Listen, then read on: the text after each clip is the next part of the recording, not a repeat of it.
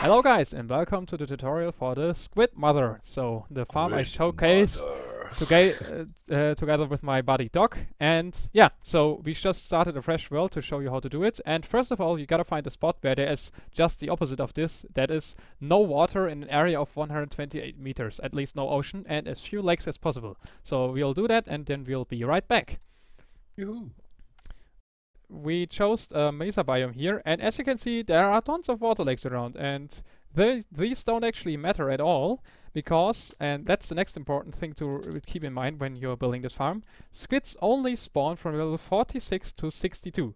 All these water lakes are way above that. They are at level 80 to 70, so I marked out the spot here with this lapis tower and went off 128 meters with these glass blocks to each side. So to give you an impression in what area you actually have to make squid spawn proof. And you can see that this tiny water lake here reaches about into that area, and on the other side there's one too. So we will just do a quick time lapse here and just fill these in, so you can see it's really not much work once you find a spot that is not anywhere near an ocean. But those water lakes usually don't take much time to fill in at all. So let's just get started and fill these in, and then we'll quickly check in spectator mode. So we're obviously using creative and spectator here, but just to show you the amount of blocks we are going to manually fill them in. Yeah. I have a head start. Okay, I'm gonna use normal sand, so I can use, you know what, some special block, let's say wool or so I actually can see how many blocks we filled in.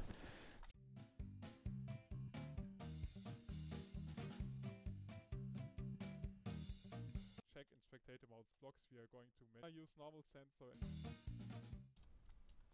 so as you can see, all these areas here are already far outside. This area would be outside too. It's not really necessary to fill it in. You could go ahead and do so.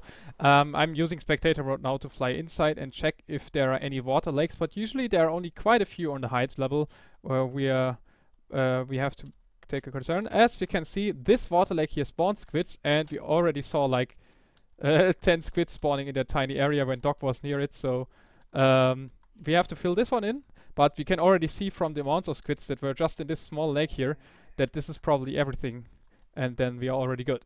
So let's do this.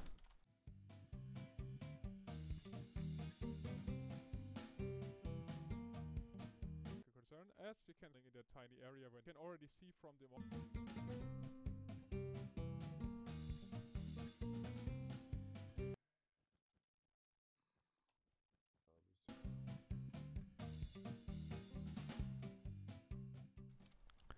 Okay, that's it. Wait, I left out one water source down here. Yeah, if you're in survival, make sure that you really got everything.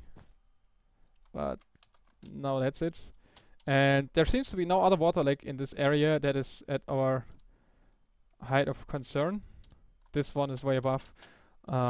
These water columns here, there are sometimes few of them, but this one actually spawned a squid too, so better get them cleared too.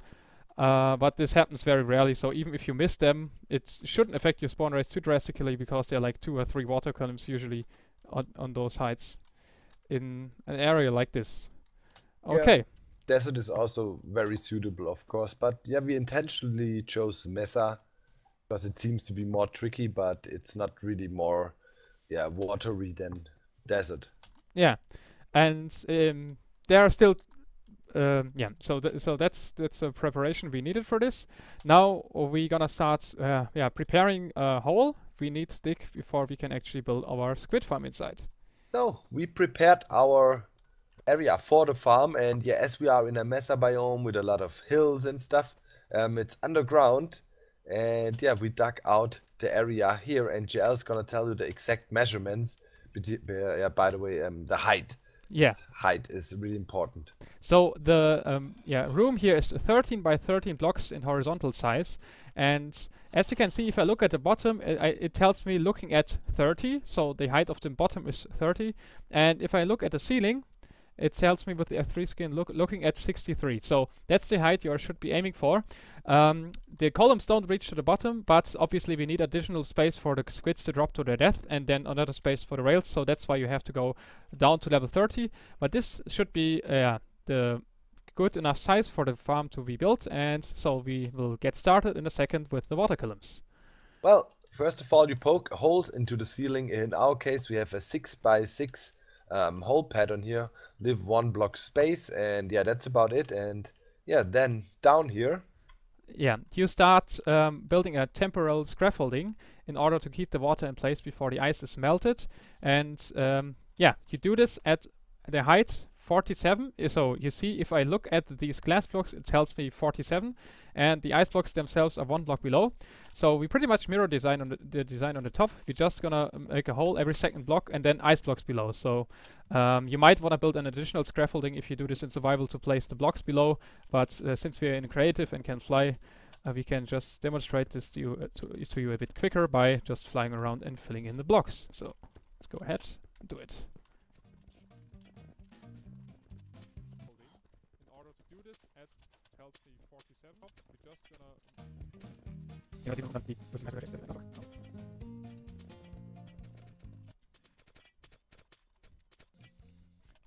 Alright, so in the end you will be left with a pattern like this. Now take any light source, just make sure to not place it directly adjacent to the ice and melt it. But first of all, we have to place the water columns. So next step is placing the water columns before I messed it up. Let's go ahead. So just in each of the ceiling holes, place 1 water column. If you need scaffolding to place these, just make sure that the scaffolding isn't directly below, but always in the spaces in between so that the water doesn't spill everywhere. And now we can go ahead and place our lightning sources to melt our ice. So yeah, I'm gonna turn up the random tick speed a bit. Random tick speed 1000, so it goes a bit quicker, or 100. 1000 is better. So here we go.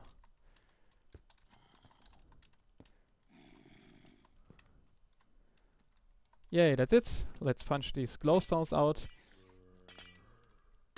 And now you can actually safely remove all the glass blocks. They won't update the water sources, so you can just go ahead and punch them, or if you used any other scaffolding, punch that particular block.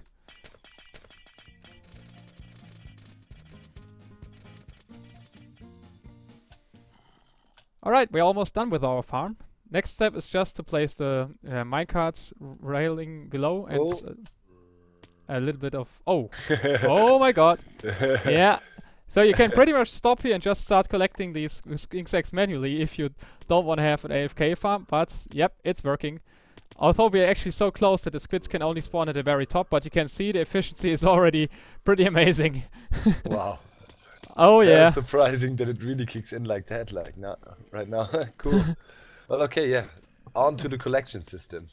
Okay, we already prepared the floor here because it's probably easiest to see by just looking at it like this.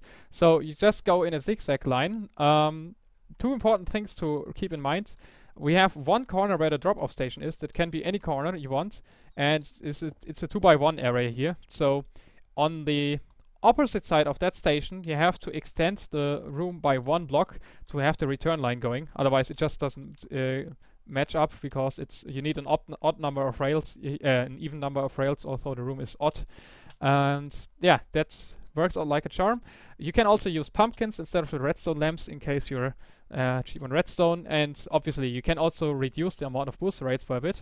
Just keep in mind that a full hopper minecart actually has less momentum. There's actually a bug in the Minecraft code which decreases the momentum the fuller the minecart is. So you have to test it with a full hopper minecart if you have enough boosters on your track and not with an empty one to make sure that it doesn't get stuck anywhere. Alright. This works for sure. You don't have to use redstone blocks or so. Yeah. You can also use levers, but yeah, that's a proven pattern here. Of course. Yes. You can also use several minecarts, you know, going parallel. We just wanted to use 1 single minecart in this design. And if you only use 1 minecart like here, we have to use a double hopper drop-off speed station. Otherwise, it won't be able to keep up. So you're gonna place a hopper in the corner 2 blocks below, and another one that's facing into the hopper here. And now this neat little trick here is actually, yeah, you see the problem if you use a normal rail. We just connect it always cross connects, and it's a bit tricky because it usually updates whenever there's a redstone update. So it's just the easiest to use an activator rail here. It just works like a normal rail in this case because there's no, we don't need any, it's just no special functionality. And here in the corner we place a iron trapdoor against this redstone block here. Just need to update. Oops, there we go.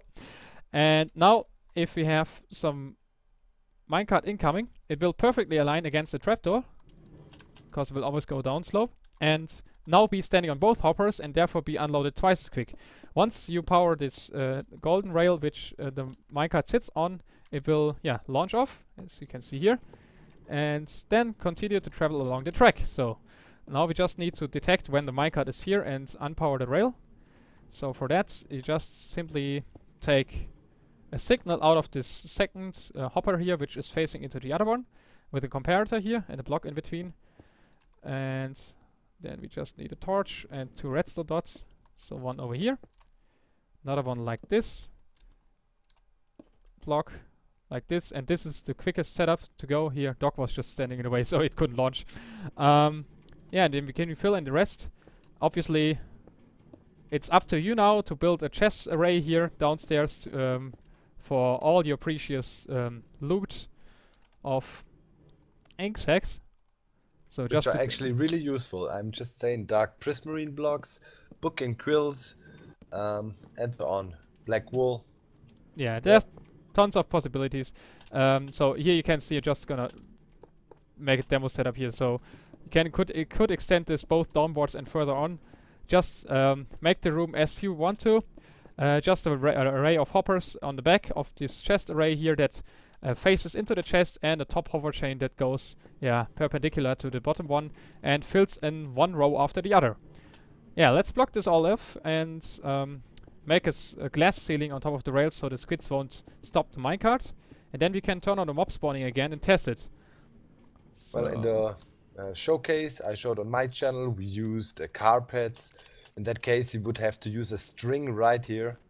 Keep this one carpet afloat. But yeah, glass also does the trick, or whatever you want to use. Just use old school glass for now.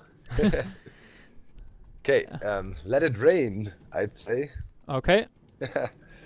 True, here we go. And We're I a see the bit first close squids. now. Yeah, so But still. we are blocking off many of the bottommost water columns here. Still the squids are spawning at the top. If you go further down into your storage area and make an AFK spot, as usual 24 blocks from the closest water source, you have to be away. And the squids will start spawning like crazy, as you can see. Make sure that you actually wall off all these openings here, otherwise the squids can get stuck here. So I guess if you build this in survival, you're gonna make this a bit fancier and not with iron ore sticking out of the walls too. But we wanted to show you the farm design and the concept behind it, not how to make it look spectacular. For that, you have to watch Docm's showcase. And yeah, I hope you enjoyed this little tutorial here. And yeah, if you do so, leave a like. And yeah, looking forward to the next Minecraft video. And thanks for watching. Bye. Bye.